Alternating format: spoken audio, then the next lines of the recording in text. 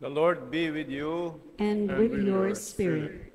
The beginning of the Holy Gospel according to John. Glory to you, O Lord.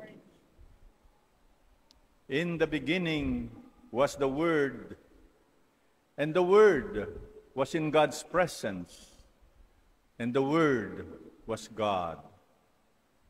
He was present to God in the beginning. Through him, all things came into being, and apart from him, nothing came to be. Whatever came to be in him found life, life for the light of men. The light shines on in the darkness, a darkness that did not overcome it. The real light, which gives light to every man, was coming into the world. He was in the world, and through him the world was made. Yet the world did not know who he was. To his own he came, yet his own did not accept him. Any who did accept him, he empowered to become children of God. These are they who believe in his name, who were begotten not by blood, nor by carnal desire, nor by man's willing it, but by God. And the Word became flesh and made his dwelling among us. And we have seen his glory, the glory of an only Son coming from the Father, filled with enduring love. The good news of our salvation. Praise to you, Lord Jesus Christ.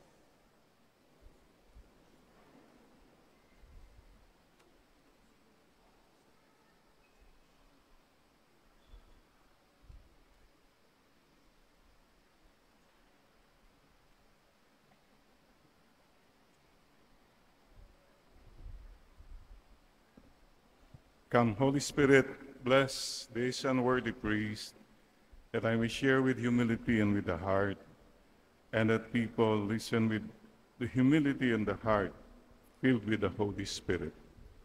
Come, Holy Spirit, come.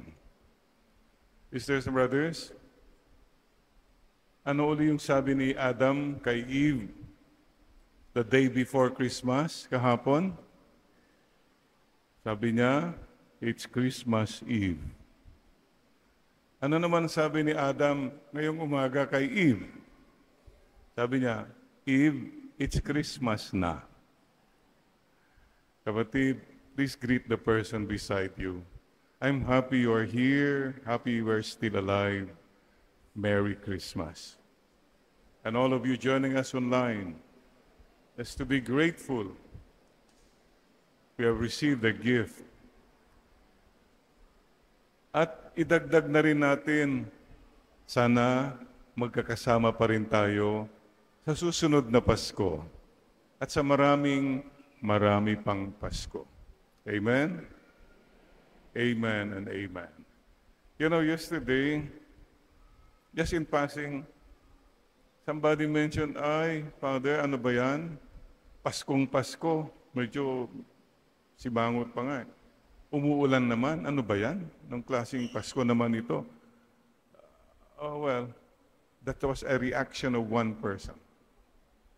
Focus on the externals. Maybe you were disappointed last night. Ano nangyari? Kulang naman yung handa, Father. Yung isang kapatid ko, nanggulo pa, parang hindi maganda. So maraming incomplete maybe. Again, maybe we were focused on the externals. One simple example here is, if I may use that boy, Gabi. Sabi ko, oh, magsaserve ka? Oh yes, Father, I want to serve. Ang laking sakripisyo. Yeah, Father, okay lang po. You would be serving 8 o'clock ng gabi, 4 o'clock ng umaga. And he was doing it. And sabi ko, okay. He was such a happy giver because he was focused on the Lord. Sana po, ganun ang Pasko natin. Yung mga hindi masyadong importante, let it go. But be grateful for the blessings.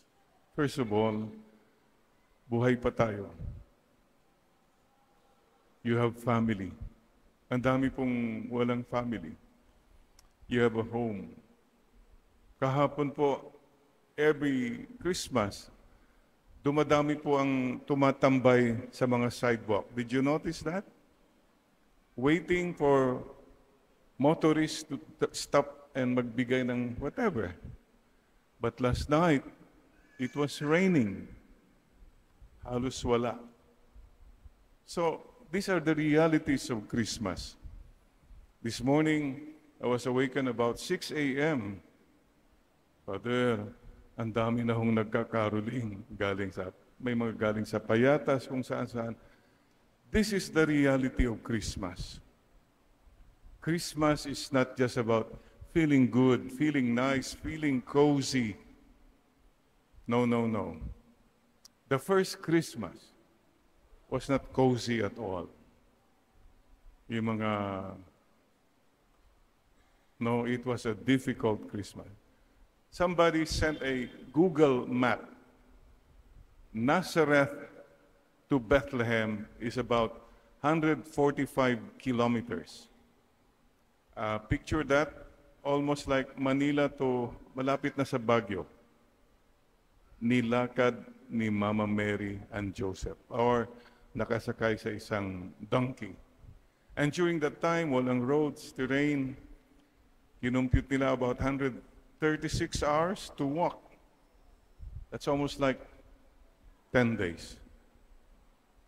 And Mama Mary was pregnant. She was on the way, about to give birth. Kayo po mga nanay dito, you know how difficult that is. So, this is the reality of Christmas po.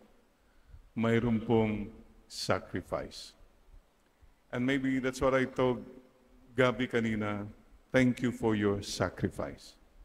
You come here this morning, marami sa inyo napuyat. Pero parang fresh naman ang mukha ninyo. You sacrifice. Why? Because you wanted to tell the Lord, thank you. Salamat. Mukha kang puyat at mukha kang payat. Yun, kasi may mandyan ang puso. Thank you for the sacrifice and the love.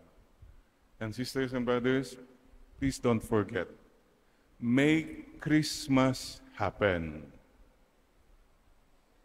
Have you made Christmas happen in yourself? Yung nag-confession ka na, nag-sorry ka na, naganda ka kahit papano ng maibibigay.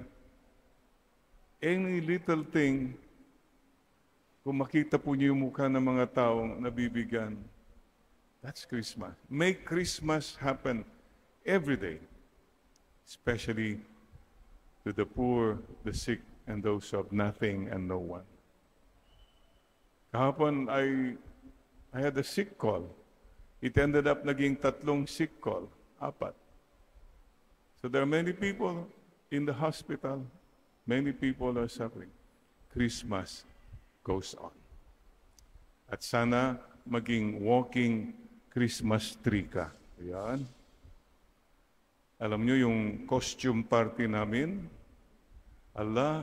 Mayroong nagsuot ng kung ano-ano mga karton. May mga parol.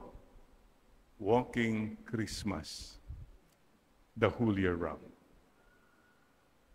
The best Christmas, a decoration na wag dapat tatanggalin the whole year round is a smile. May I see some decorations now? Oh, yan na. Yan, kumikuti-kutitap na yung mga, yan. Yan po ang Christmas decor na wag tatanggalin. Don't remove that. and you remember Christmas. So mga kapatid, just bow our heads in prayer. Christmas is when we really listen to the Lord. The Lord telling you, anak, everything I did is for you. Ikaw lang naman ang hinihintay ko. Please don't forget, I love you very much. Please don't forget, when you have problems and trials, never forget that I am with you. Especially when people hurt you, when you experience deprivations or persecutions, when you are misunderstood, misjudged, when you are talked about by others, I am with you. I will fight for you. And when you fall, especially when you fall, I will be there. I will not condemn you. I understand. Mahal na mahal kita. And now, sisters and brothers, listen to the Lord. Whisper your name. Listen to the Lord. Whisper lovingly your name.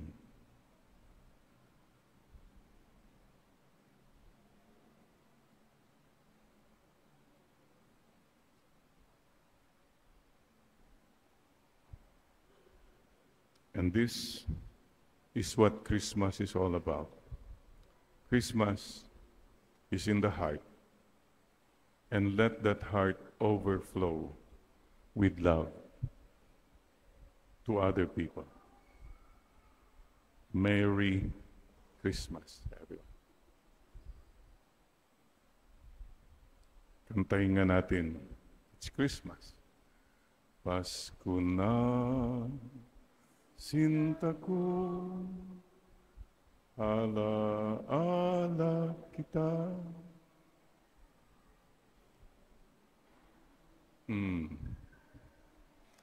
That is Pasko na medyo may tampo. Baka naman ang Pasko mo eh, Pasko na, sinta ko, kulang pa ang sweldo. O yan. Kasi maraming connotations eh. Pasko na, sinta ko.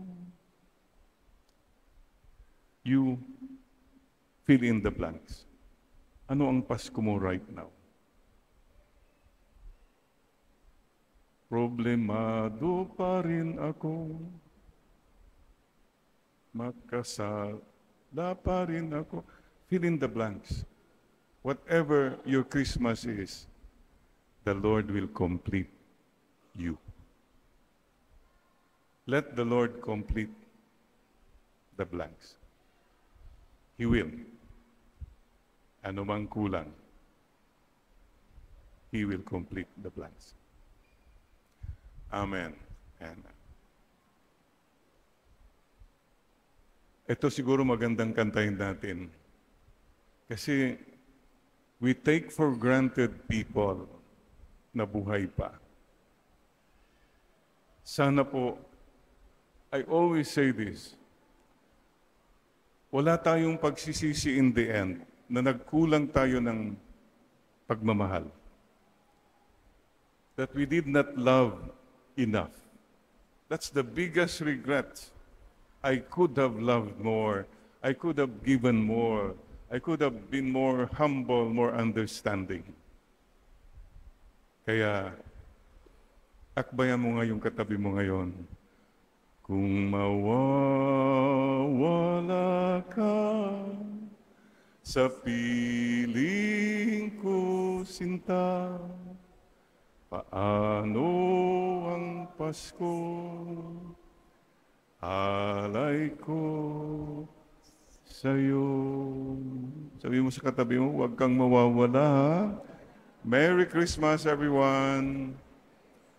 May mission pa tayo. Merry Christmas.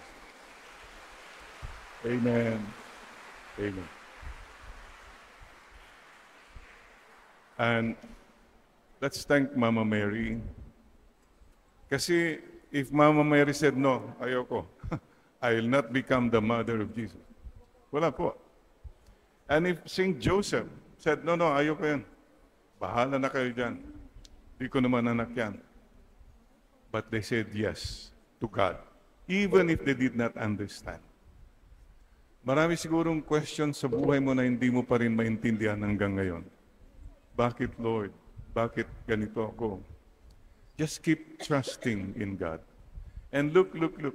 Tignan po nyo. Joseph and Mary, saan sila nakatingin? They're looking at Jesus. Hindi sila nakatingin, bakit ganito ang sabsaban?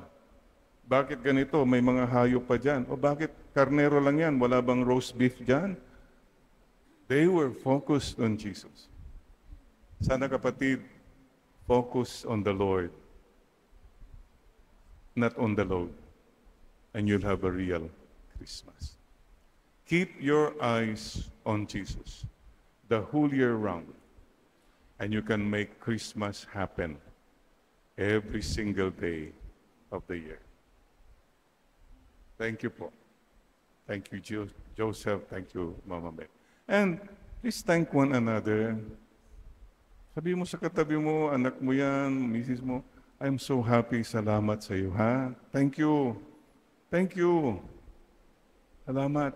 Thank one another, please. Thank you, Lord. This is Christmas. Lord, umuulan na naman malakas. Thank you, Lord. Okay pa rin yan.